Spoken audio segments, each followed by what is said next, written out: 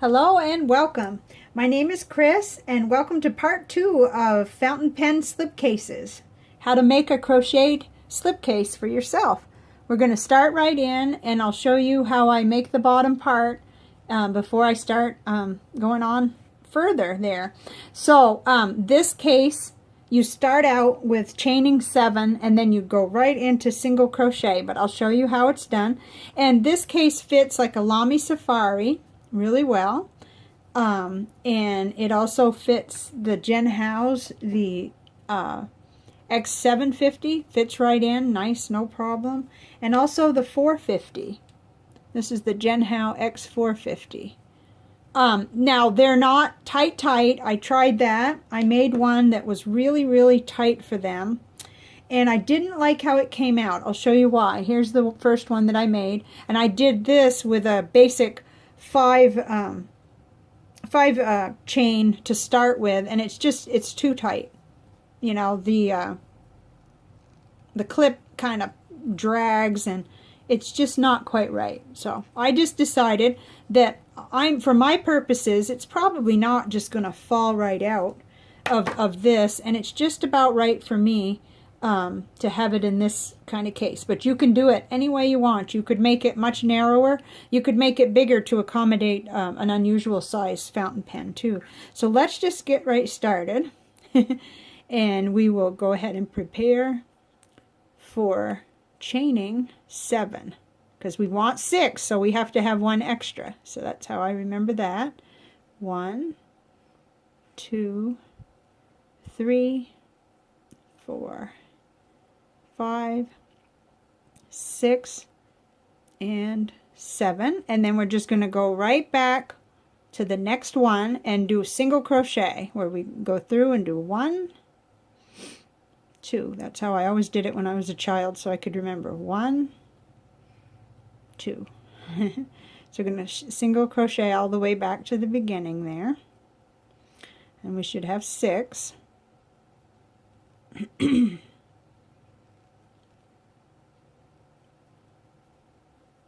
And I'm a little concerned that the video may feel like molasses dripping, and I don't know how to do much of any kind of editing, but we'll see what happens. Okay, so now you've come to the end there, and you're just going to make an additional side single crochet.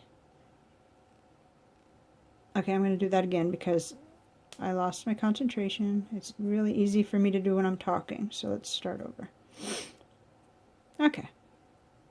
1, that was what I missed and I wondered. Okay, 2. Okay, so now we're all set and ready to count. 1, 2, 3, 4, 5, 6. I'm going to go ahead and go in this one. This one can be a little bit hard to get into since it's, you know, very small. So now we're going to do another 6 single crochet, which is just like I showed you. 1, 2, so that's 2. These are tight. You won't run into that again. That's just these 6 that are off of that first run that we made there. That's all right. You'll only have to deal with that just one time. So, and I do a lot of counting to check and see, because I don't. Sometimes we can add an extra stitch or do a little mistake there. So we know we have the end one, and that doesn't count. 1, 2, 3, 4, 5, 6. Now, this is where you're going to want to make 1 extra, because you're going to turn this whole thing. We're going to turn. And now, from now on, all we're going to do is quite simple. Going back into the stitch before that, you're just going to go right on in with your single crocheting. And there's only one more thing at the end of this row, or at the total end there, that will be a little different. So we'll just go on back, and at least by the time we get the bottom part done, you will actually know how to do this, because then after we've closed the loop on the other end, the only thing you need to do is keep going for as long as you want your case to be, and you can keep sliding your pen right in until you get it to the right size for you.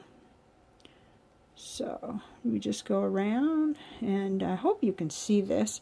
I just kind of turn it like this. Let me make sure You know, because it gets much, much easier after you've formed the shape of your pen case, and it doesn't take very long to get to that point. I find this first part to be the only part that really makes me, you know, have to slow down just a little. But once you get going, it's really fast. And like I said yesterday, this is 100% cotton yarn, and this is a G or a number 6 hook. And that's really all you need besides your little scissors for the very end and your yarn needle. I don't know why I keep forgetting what it's called. It's crazy. Okay, so we're getting toward the end of this here. There's one more, which you can see better if you turn it all the way over. And of course with my glasses and this tripod that I'm working around, it's a little weird, but okay. So now you've got a nice little horseshoe there, so you have to close it. And the way I do that is, right in the center, I just do another single crochet, 1, 2, and then I'm going to close off my circle by going back into that first one. And here I just try to tighten as much as I can, see, so that it won't be too lumpy and it'll look kind of nice and rounded. No big deal though. This yarn is really easy to manipulate. If you feel like it's not looking right, see? So now you have a nice little circle, and it still doesn't have much shape yet. It will have much more shape once we get the rest of it on. So here I could just tuck the tail in. Doesn't matter as long as it doesn't get in your way, but literally from here on, once you've done this little bit, you're all set to just go. Literally just go. Single crochet. You can set it down anytime because it's really easy. And pick it back up if you want, or you could just go. And I don't really think anybody's going to want to watch me do all of this, and my skills are not quite there where I just don't know how to work with the camera. I suppose there's probably a pause, but I haven't tried that yet either. So, but you now have how to get that bottom part done, which is the only part really that should create any kind of thought process at all, because the rest of this is total repetition, and it is very meditative. It is very relaxing to do this kind of crochet work, especially if you're working with colors you love, which normally we are, you know, like I just love turquoise, purple. I love these variegated yarns, but I also love to work with the single colors too. So it's at this point, this is kind of where I thought maybe I would just sort of cut this part of the video, you know, just end, and maybe because I think really you've seen everything that is anything to see on how to get it started, but maybe I'll do just a few more so that you begin to see it take shape really well, because at first, you know, anything you make like this is just going to look like a little tiny miniature hat or something, and it doesn't take form immediately. But I will say this yarn is pretty good at quickly taking shape. And anytime I think that it's not quite staying straight, all I have to do is kind of pinch it and look at it, line it up a little, and it's really, really reactive to that. It's a lot better than the acrylic, in my opinion, for that. There's nothing quite like this 100% cotton yarn. I love it. So I tend to do that. I tend to kind of squish it. See, and you've got your one on the end and your one on the other end, and you've got 1, 2, 3, 4, 5, 6. So just, you know, I'm keeping in mind how it's sort of going to look when I finish, and I'm just going right along here, really. And then, you know, when I get to the rounded part, I can just sort of hold it like that. And I feel like the further you go, the easier it gets. It just continues to be easier and easier. And if you notice, it's probably not something I really notice, I do tighten almost every stitch just slightly. I don't want to over tighten, but I do tend to do that because I like a really uniform, even look. So I'll tug on that just a little. And I try not to get too carried away with it because I don't want it to look like it's just you know, like tightly braided hair that's just too tight.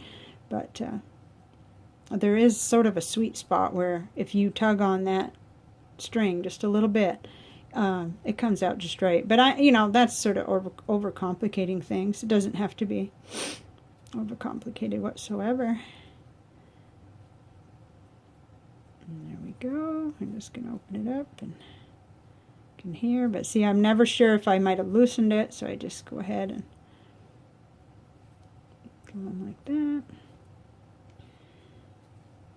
You know, a lot of times I try to decide, am I going to flatten it or am I going to just stick my thumb in there and kind of work with it from the inside. Neither way works. Doesn't matter, whichever you decide.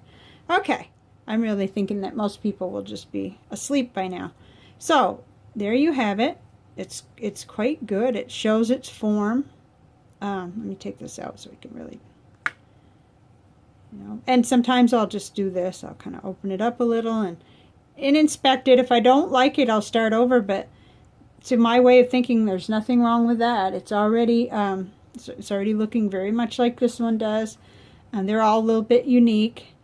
And there you have it. That is the first part, which is the only part really to think about, because when you get all the way to the end, you just stop like right here, and I'll show you that on part 3, but I think that really would be putting people to sleep to go any further on this. So when I have this one tomorrow at the stage where it's the very end, I'll go ahead and come on again and show you in part 3 how to do that.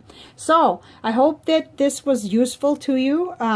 If you are interested in having a little very inexpensive and very pretty little slipcase for your fountain pen, or a nice fun project that is relaxing and very meditative, I'm just so happy to share it with you. It's not like I invented it. It's, you know, it's just single crochet, but it is really fun to do this, and I thought I just wanted to share it. So thank you very much, and if you like the video, please press like, and if you'd like to see more, click subscribe, and I plan to do a lot more fountain pen videos. I am just very, very happy back in this hobby again after many years, and I appreciate the views, and I appreciate all of you who do make YouTube videos. I've learned so much from all of you, and it's just a joy. So thank you very much. Have a great day and an awesome weekend. Bye now.